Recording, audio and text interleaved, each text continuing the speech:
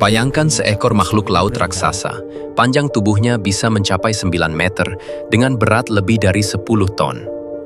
Tubuhnya hitam kecoklatan, kulitnya tebal seperti ban, dan ia menghabiskan hidupnya hanya dengan mengunyah rumput laut di perairan dingin Alaska. Inilah sapi laut Steller, salah satu mamalia laut terbesar yang pernah hidup di bumi, dan kini telah benar-benar punah. Sejarah penemuan. Kisah sapi laut ini pertama kali tercatat pada tahun 1741 ketika seorang naturalis Jerman bernama Georg Wilhelm Steller ikut dalam ekspedisi Vitus Bering di Kepulauan Komandorski, Alaska. Saat kapalnya karam, Steller menemukan hewan raksasa ini berkeliaran di perairan dangkal. Ia terpesona oleh tubuhnya yang besar, sifatnya yang jinak, dan kebiasaannya yang unik. Bergerombol bersama, berenang pelan, serta sangat bergantung pada padang rumput laut. Namun penemuan ini justru menjadi awal dari akhir perburuan yang masif. Karena sifatnya yang lamban dan tidak bisa menyelam jauh, sapi laut menjadi mangsa mudah bagi para pemburu.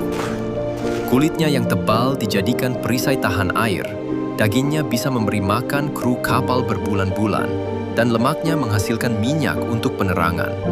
Dalam catatan Steller, satu ekor sapi laut bisa memberi makan 33 orang selama lebih dari sebulan. Bagi para pemburu dan pelaut pada abad ke-18, hewan ini adalah emas hidup yang terapung di lautan. Hanya beberapa dekade setelah ditemukan, perburuan sapi laut meningkat drastis. Setiap ekspedisi yang melintas di Laut Bering pasti singgah untuk memburu mereka. Tragisnya, populasi sapi laut sudah kecil sejak awal, terbatas hanya di sekitar Pulau Komandorski akibat perubahan iklim, es, dan tekanan alam sebelumnya. Ditambah perburuan manusia yang masif, populasi mereka runtuh dengan sangat cepat.